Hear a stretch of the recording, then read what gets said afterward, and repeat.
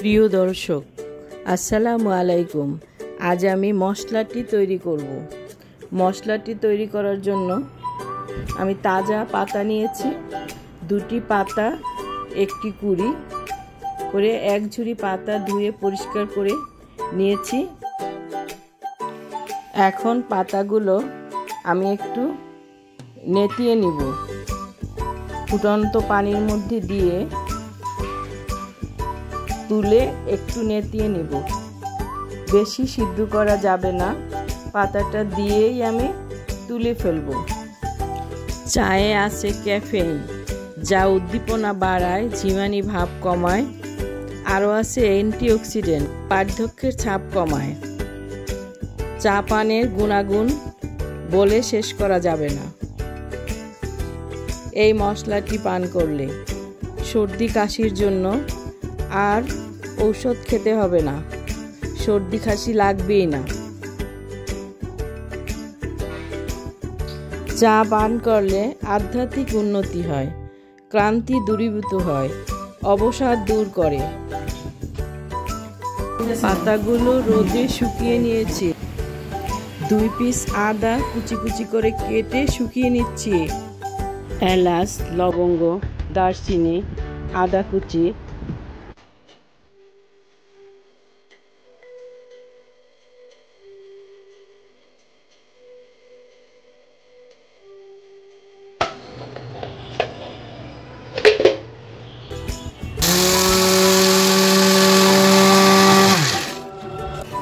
গুঁড়া করে নিয়েছি। এখন এই গুঁড়ার মধ্যে হাফ কাপ শুকনো চা পাতা, আজওয়া খেজুরের বীজের পাউডার হাফ কাপ দিয়ে গুঁড়া করে নিচ্ছি।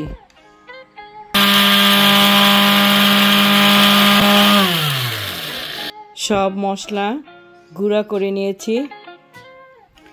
এখন এর মধ্যে আরও 1 কাপ শুকনো পাতা দিয়ে দিলাম, আস্ত পাতা। এটা মিলিয়ে আমি বয়মে ভরে রাখবো। চা বানানোর পরে গ্রিন টি এর মতো এই মশলাটির আস্ত পাতাগুলো সবুজ দেখা যাবে, এই জন্য সবগুলো পাতা আমি গুঁড়া করিনি। সবগুলো পাতা আমি এখন ভালো করে মিশিয়ে রাখবো, মিলিয়ে ছোট ছোট বয়মে ভরে রাখবো। বড় বয়মে ভরবো না, তাহলে বারবার খুললে ফ্লেভার নষ্ট হয়ে যাবে। এই পাতাগুলো আমি এয়ারটাইট করে সংরক্ষণ করে রাখবো। আমার বানানো মশলাটিগুলো খাওয়া শেষ হলে আবারও আমি মশলাটি তৈরি করে নিব। রেডি হয়ে গেল আমার মশলাটি। ফুটন্ত পানির মধ্যে 1 চা চামচ চা পাতা দিয়ে 2 মিনিট জাল করে পান করুন এই মশলাটি। এবারের শীতে আল্লাহর নাম নিয়ে এই চা পান করলে সবাই ঠান্ডা থেকে ভালো থাকবেন। আল্লাহ হাফেজ।